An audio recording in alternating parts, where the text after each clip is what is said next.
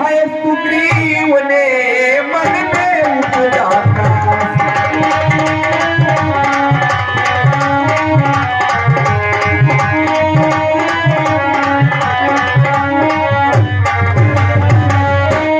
भगवान के निकट ऋष्यमुख पर्वत पर सुग्रीव और हनुमान एवं उनके पास अनेकों वानरी सेना बैठी हुई है।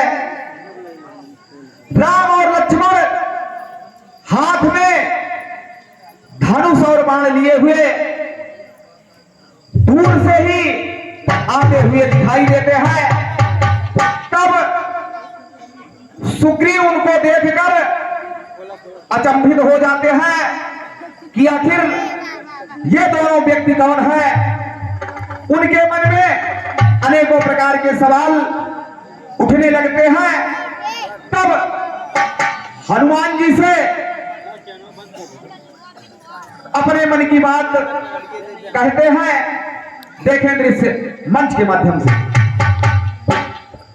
हनुमान, जरा देखना तो ये दोनों पुरुष कौन दिखाई दे रहे हैं। बड़े तेजस्वी लगते हैं। है तेजवंत दोनों यह नर, भ्रम मेरे मन में छाया है। लगता है बाली ने इनको बध करने मेरा पठाया है।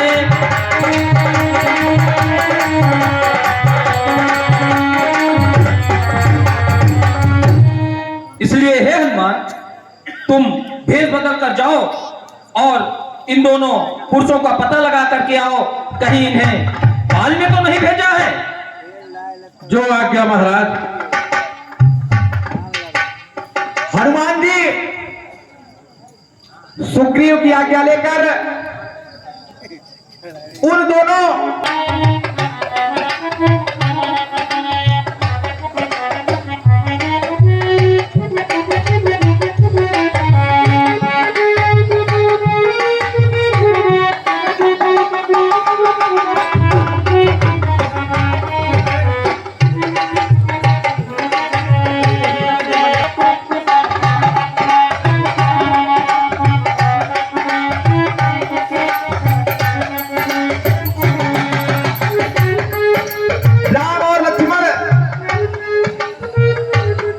की ओर प्रस्थान कर रहे हैं।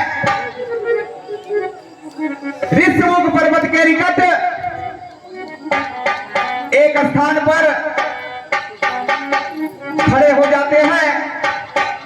तभी हनुमान जी विप्र रूप धारण करके उनके सम्मुख आते हैं। देखें दृश्य मंच के माध्यम से। विप्र रूप धर कर वहां अब पहुंचे पवन कुमार, जो कस था इस काम को ब्राह्मण का आकार।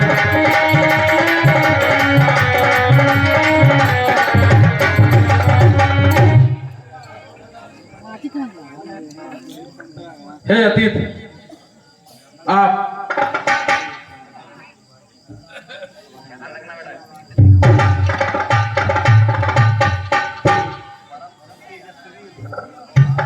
हे अतिथि, आप परम तेजस्वी कौन है और हाथ में धनुष बाण लिए किधर जा रहे हैं। आप ब्रह्मा हो या विष्णु जो पृथ्वी का भार हटाने के लिए यहाँ अवतरित हुए हैं। हे अतिथि, जो काम हमारे लायक हो वह हमको नाथ बताओ।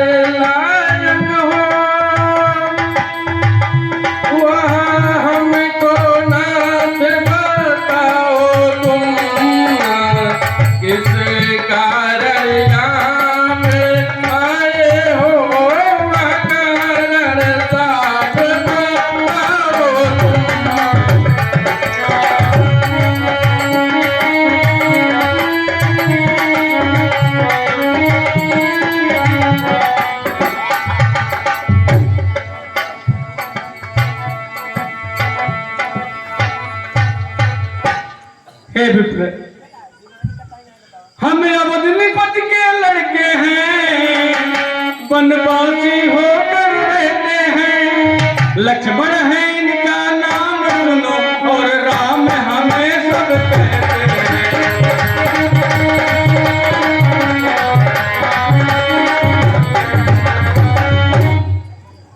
हे पूज्यपात, हम पिताजी के वचनों का पालन करने हेतु पंचवटी में पर्ण कुटीर बनाकर रह रहे थे। साथ में हमारी स्त्री सीता भी थी। न जाने किसी ने सीता का हरण कर लिया। उन्हीं को खोजते हुए हम यहाँ आए हुए हैं। अरे, ये तो हमारे प्रभु श्री राम है। हम इन्हें पहचान ही न सके, क्षमा करें प्रभु।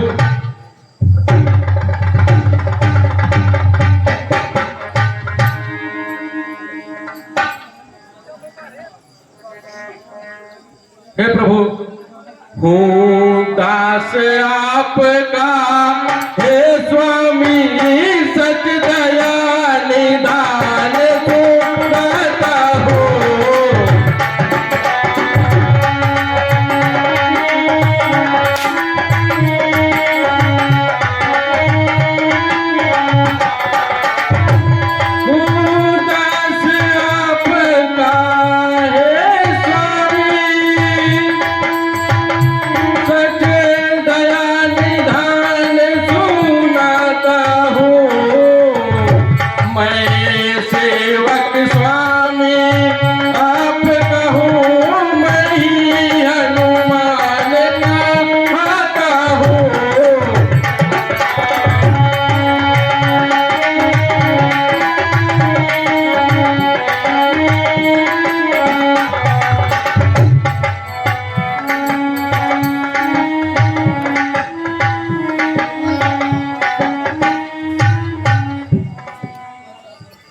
हे प्रभु, उस पर्वत पर वानर राज सुग्रीव रहते हैं। हम आपको वहां ले चलते हैं, लेकिन प्रभु वहां के रास्ते बड़े दुर्गम एवं कठिनीले हैं। हम आप हमारे कंधे पर बैठ जाइए। हम आप दोनों को वायु मार्ग से ले चलते हैं। हे हनुमान है महाबली, अब पीछा न देर लगाए। हमको सुग्रीव महाकवि से अब जल्दी से मिलवाओ।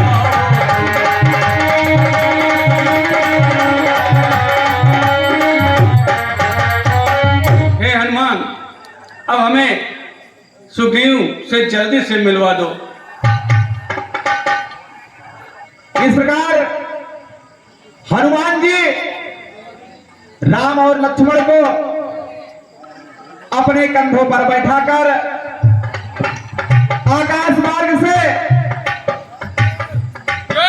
ऋष्यमुख पर्वत की ओर लेकर देखा जब इन्हें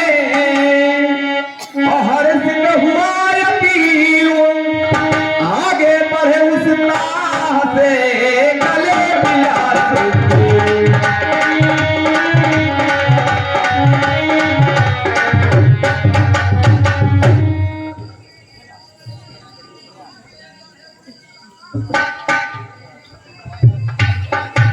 हनुमान जी राम और लक्ष्मण को लेकर सुग्रीव के पास पहुंच जाते हैं और हनुमान जी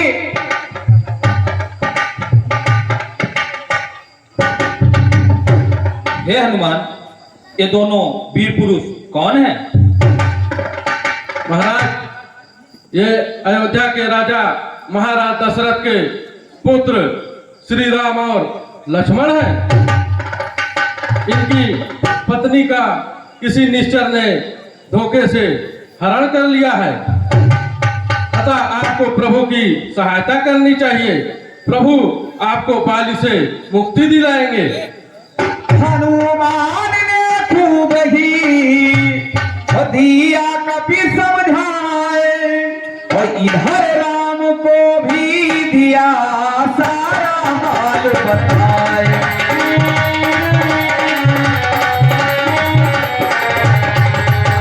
और हनुमान जी इन दोनों राजकुमारों का परिचय वानर राज सुग्रीव से कराते हैं। कैसे देखें, इनका उनसे उनका इनसे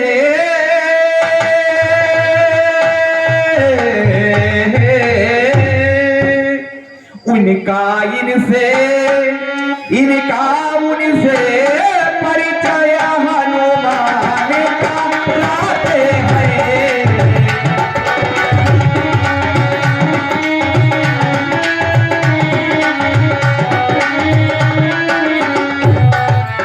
इनका उनसे उनका इनसे परिचय हनुमान कराते हैं।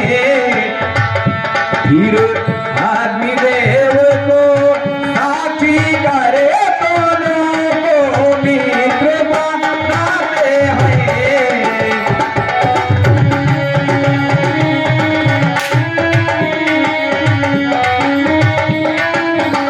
इस प्रकार से हनुमान जी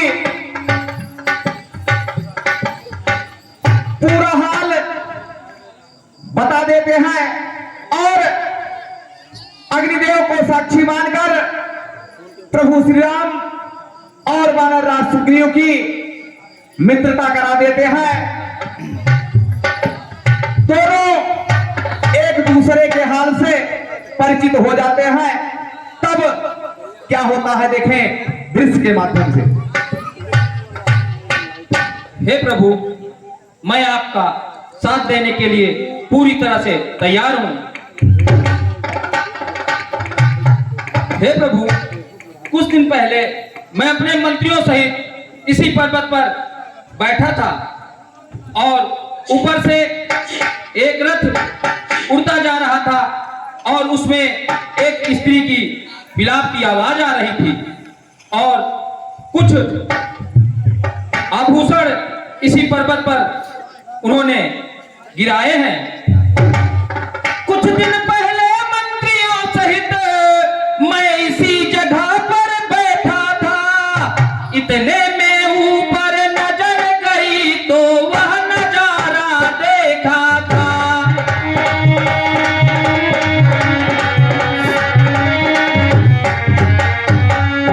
भारत की तरह बीमान एक आवाजें कुछ रोने की थी।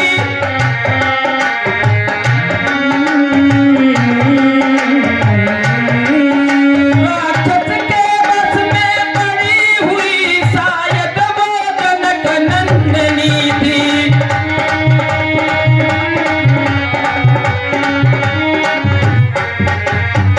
मेरे आंखों के सम्मुख ही क्या करूं निकल वह चोर गया। रह गए इधर नूपुर कुंडल रथ सीधा दक्षिण ओर गया।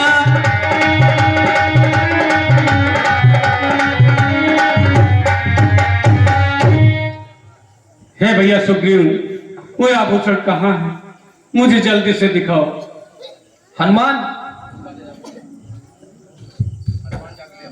जो आज्ञा महाराज। जाओ और जो वो आभूषण मिले थे उन्हें प्रभु राम को दिखाओ। ठीक है महाराज। इस प्रकार वानर राज सुग्रीव की आज्ञा से हनुमान जी आभूषण लेकर आते हैं और उन आभूषणों को प्रभु श्री राम को दिखाते हैं। देखें दृश्य मंच के माध्यम से।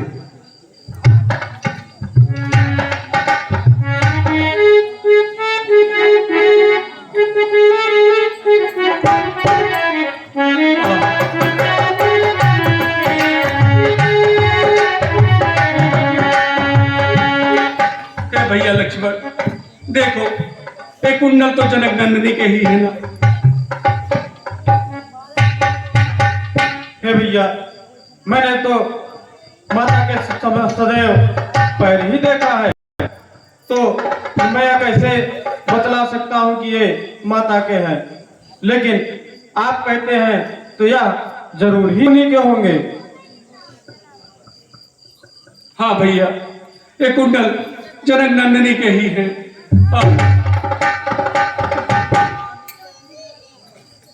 प्रभु, क्या ये कुंडल माता सीता के ही है? हाँ भैया, सुग्रीव। हे प्रभु, आप तनी भी चिंता न करें, हम सीता माता का पता अवश्य लगा लेंगे। ठीक है भैया, परंतु हे मित्र, क्या कारण है कि आप इस निर्जन स्थान पर निवास करते हैं? हे प्रभु, मैं और बाल दोनों सगे भाई हैं। दोनों बड़े प्रेम पूर्वक ऋषिमुख पर्वत पर रहा करते थे।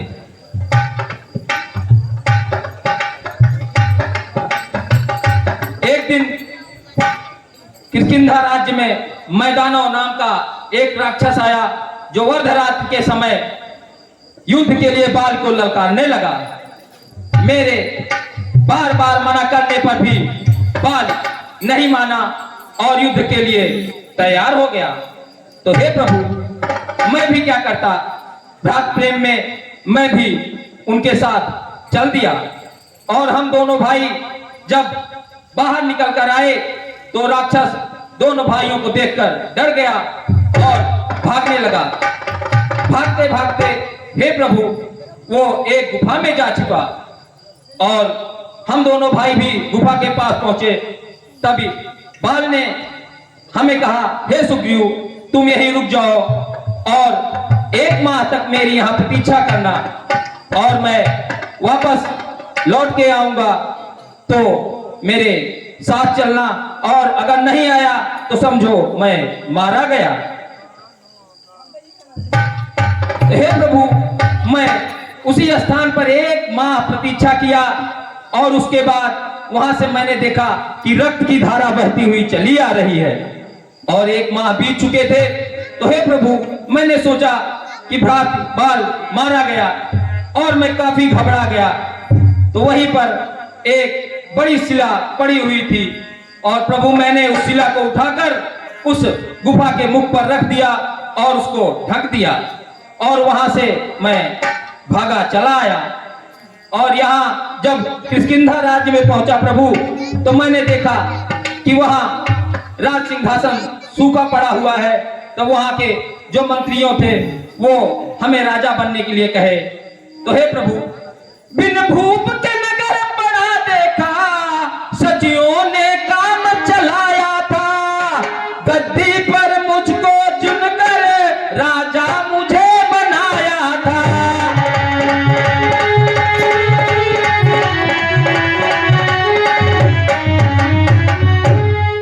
कुछ दिन बाद प्रभु बाल वापस लौट कर आया और मुझे गद्दार कहते हुए कहने लगा कि तुम मुझे छोड़कर भाग आए, लेकिन बार बार मेरे समझाने के बाद भी वह नहीं समझा और वहां से मारकर मुझे भगा दिया और मेरी पत्नी, मेरे बच्चे मुझसे छीन लिए प्रभु। परंतु मित्र, क्या बाल यहाँ पर नहीं आता है? नहीं प्रभु, इस पर्वत पर बाल नहीं आ सकता। क्यों मित्र? हे प्रभु, एक बार दुंदुभी नामक एक राक्षस जो हिमालय और समुद्र को हरा चुका था, और उसके बाद वह दुंदुभी नाम का राक्षस हिमालय के कहने पर आया और बाल को युद्ध के लिए ललकारने लगा। तो हे प्रभु, बाल नहीं माना और युद्ध के लिए चला गया। और उसके बाद प्रभु, बाल ने दुंदुभी को 2 खंडों में कर दिया और उस खंड के उसकी जो राख निकला वो प्रभु इस पर्वत पर आ गिरा। यहाँ पर मतंग ऋषि पूजा कर रहे थे और उनको पूजा में दिक्कत हुई, तो उन्होंने श्राप दे दिया कि जो भी इस रक्त को यहाँ पहुंचाया है, अगर वो इस पर्वत पर आएगा तो वो भस्म हो जाएगा। उसी के डर के लिए प्रभु बाल इस पर्वत पर नहीं आ सकता। ठीक है मित्र, मैं बाल को मारकर तुम्हारी राज्य और तुम्हारे स्थिति में वापस करवाऊंगा। हे हे प्रभु, बाल को मारना इतना आसान नहीं है। क्यों मित्र? हे नाथ देखिए 7 पेड़ ये ताड़ के हैं भारी भारी, जो एक बार में बीधेगा वो होगा विजय का अधिकारी।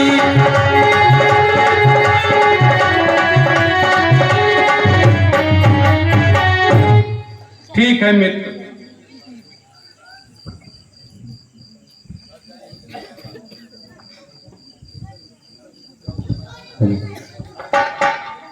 जय हो प्रभु, अब मुझे पूरी तरह से विश्वास हो गया प्रभु।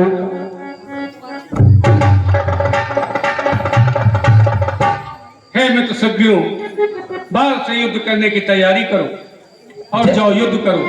जैसी आज्ञा प्रभु। इस प्रकार